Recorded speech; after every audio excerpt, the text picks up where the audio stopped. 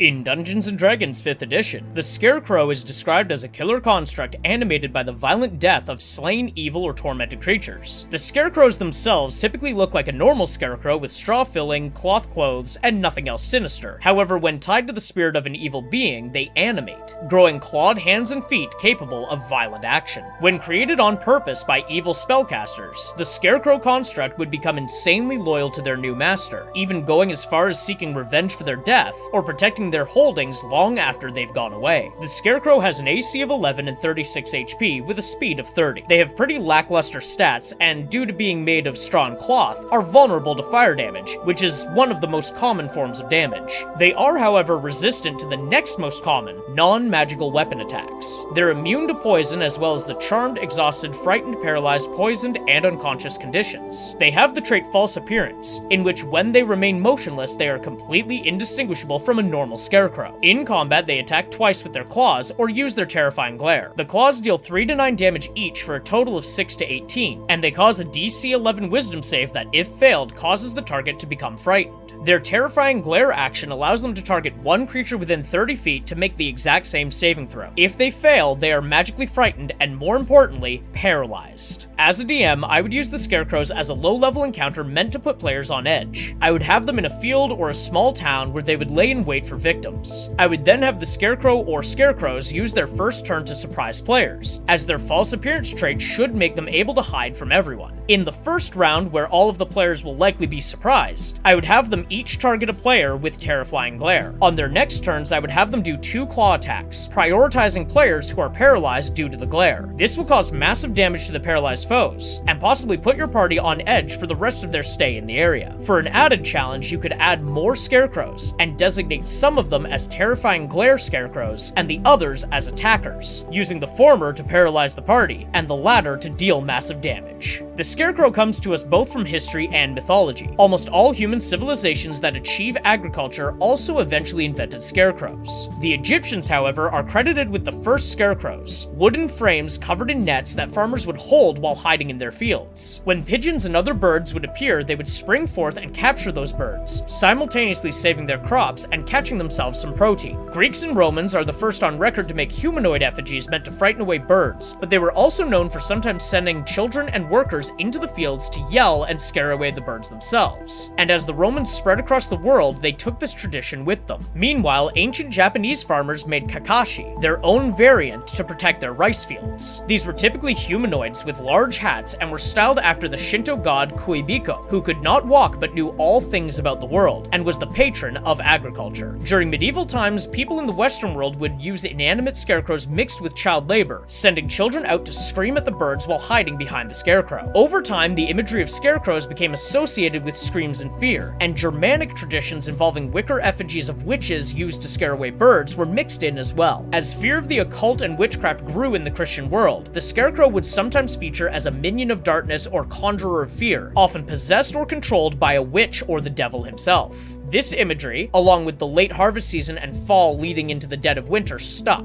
and the Scarecrow became a staple not only of farmers' fields, but of witchcraft, the occult, and horror. In comparing the monster to the myths and history, we find that the D&D Scarecrow is very much the embodiment of our myths. It's a construct created by evil magic users and infused with evil energy, or otherwise a vessel for some sort of demon or devil to wreak havoc on the quote-unquote good, simple farmer folk of D&D.